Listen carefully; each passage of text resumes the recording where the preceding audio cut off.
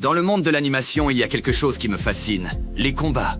On a tous frissonné devant un combat d'animé, de film ou de série. Il n'y a qu'à voir les réactions des gens au combat de Mark vs Conquest ou de Jotaro vs Dio, qui est limite devenu un mème. Mais pourquoi ces combats-là sont perçus comme des bons combats d'animé et à l'opposé d'autres sont considérés comme mauvais? À partir d'une simple question qui pourrait se répondre par « c'est subjectif », on va voir qu'il y a des critères objectifs. Et à la fin, je vais vous donner le combat qui est ou sera le meilleur combat de l'histoire de l'animation. Alors premièrement, il y a le truc le plus visible à l'écran, l'animation, qui peut sauver des combats qui pêchent sur les autres critères.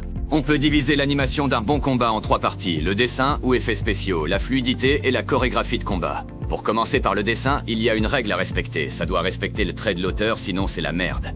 Il n'y a qu'à regarder les réactions à l'épisode 5 de DBS. Mon Dieu, ces dessins, c'est comme regarder un pigeon manger un torchon rempli de vomi. Un animé qui est un exemple en la matière est Jojo's Bizarre Adventure. Et c'était peine perdue vu le trait d'Araki très particulier. Mais regardez le résultat, c'est beau. Chaque partie suit le trait de la partie qu'ils adaptent. C'est magnifique.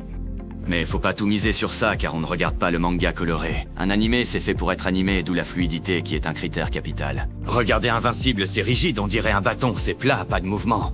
Alors que à l'inverse, Jujutsu Kaisen a réussi à raconter quelque chose avec sa fluidité, quelque chose d'autre que la dépression des animateurs. Avec le style Shadowless qui a été adopté en saison 2 durant les magnifiques épisodes Thunderclap qui couvrent les combats Sukuna Jogo, Toji Megumi et Sukuna Mahoraga. Soit que des gros combats. Mappa a mis le paquet là-dedans avec le moment le plus beau de la saison 2.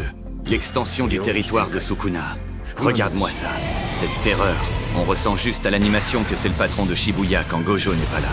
Enfin, le dernier sous-critère du premier critère est la chorégraphie. Des fois, même un combat ayant de beaux traits et une fluidité exemplaire est considéré comme mid. Car il manque la chose qui rend le combat unique, la chorégraphie. Et là, vous allez m'insulter, mais oui, Gogeta vs Broly est l'exemple parfait. Allez, on y va. Un combat magnifique, une animation digne des plus grands et blablabla. Il manque une chose, c'est la chorégraphie. J'ai l'impression de voir Gogeta enchaîner les pirouettes et Broly tanker comme un bunker. Pas une trace d'impact, de fatigue, etc. Alors que dans le même film plutôt, le combat Goku-Vegeta vs Broly était parfait. L'impact des coups, la fatigue, le désespoir, etc. On le voyait surtout quand ils sont forcés de se téléporter vers Piccolo, on voit les traces du combat sur eux. Un combat qui lui a raison d'être qualifié d'excellent en chorégraphie, et le combat de Kakashi vs Obito. Il est parfait, un taijutsu parfaitement maîtrisé. Des flashbacks des deux enfants faisant les mêmes signes des jutsu classiques, boules de feu, murs de terre, etc. Pas dans la démesure qu'on voyait pendant cette guerre. Si l'animation est la première chose qu'on remarque, c'est bien l'enjeu et les émotions que le combat véhicule qui vont le faire rentrer dans l'histoire. En général, les combats les plus cités comme les meilleurs sont ceux qui se situent à la fin d'un arc ou à la fin de l'histoire. Et c'est logique, car c'est la fin de l'histoire. Mentalement, la dernière impression est toujours la chose qui compte le plus. Les persos sont à leur prime de puissance, et les retournements scénaristiques peuvent arriver d'une seconde à l'autre. Mais c'est là qu'il faut faire attention, car une surenchère de pouvoir peut être négative. En effet, donner trop de pouvoir aux protagonistes comme ça, c'est juste débile. Comme dans Bleach avec le combat final. Waouh les gars, Ichigo est un humain, Shikigami, Kinsey est un holo, il a un Bankai, il débloque son vrai Shikai et utilise la flèche d'argent et est en plus aidé par Aizen. Non mais donnez-lui un biberon aussi, à ce stade. Bref, il y a un combat qui clôture un arc que j'adore, car il est exactement l'inverse de ce que j'ai dit avant. C'est le combat final de l'arc Rez, Bim et Denji vs Rez et Typhon. Un 2 vs 2 dans les animés, c'est assez rare pour être souligné.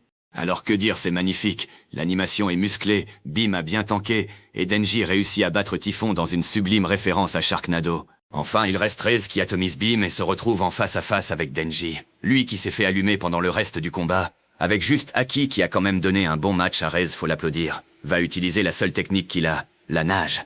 Il va ligoter Rez et plonger avec elle dans l'eau. Oui, la même nage que Rez lui avait apprise. Vu que les bombes n'explosent pas dans l'eau car pas d'étincelle possible, elle finit juste par couler et elle perd le combat. En termes d'enjeu et de hype, cependant, il y en a qui font bien mieux, comme All Might vs All for One en saison 3 de MHA. Un combat juste légendaire entre le plus fort des héros et le plus fort des vilains. Mais si je devais mentionner qu'un combat qui mentionne les plus forts... on va laisser ça pour la fin, voulez-vous? La musique sera le dernier point dont je vais parler. C'est elle qui joue un rôle primordial dans l'animation. Si c'était que des sound effects sans rien en fond, ça serait nul. Mais il ne faut pas qu'elle soit caricaturale aussi. Un combat triste avec une grosse musique triste, c'est bien une fois, mais 50 fois, c'est juste redondant. Alors voilà pour moi un exemple de combat avec une mauvaise musique, avec le combat Genos vs Garou, trop saturé, au mauvais moment, etc. Bref, un supplice. Mais d'autres le font à merveille, comme DBZ avec l'éveil de Gohan en SSJ2. Le morceau légendaire en fond est juste incroyable. Vos animés préférés rêvent de ça. Mais il y a perso mes moments préférés, c'est quand l'opening devient une OST, comme dans Tokyo Ghoul avec le opening drop le plus connu. Mais mon préféré est bien plus récent avec celui de JJK dans la saison 3. Le pas lourd de Ryu et Yuta se fait sentir, c'est la fin. Les deux chargent leurs attaques et le regard de Ryu criant d'une famine de combat n'étant rassasié depuis plus de 400 ans a fait fondre le cœur de Yuta Okotsu qui s'exclama « Juste cette fois-ci ». Et là en fond, « Love me, love me ». Hate me, love me, kill me, absolute cinéma. Alors oui, je vous vois venir dans les commentaires, c'est un énorme tapin. Mais pour moi, le meilleur combat, c'est Sukuna vs Gojo. Oui, c'est un tapin, mais il coche toutes les cases. Ce combat, c'est l'apothéose. Une chorégraphie militaire où chaque coup de poing et chaque domaine est calculé. Une tension scénaristique ultime, et une animation que Mappa va devoir sublimer s'ils ne veulent pas finir en prison. Bref, le sommet de l'art du combat. Hâte de le voir s'animer sous mes yeux. En 2045, quand je serai à la retraite. Dites-moi en commentaire quel est votre combat ultime. N'oubliez pas le like, et à la prochaine.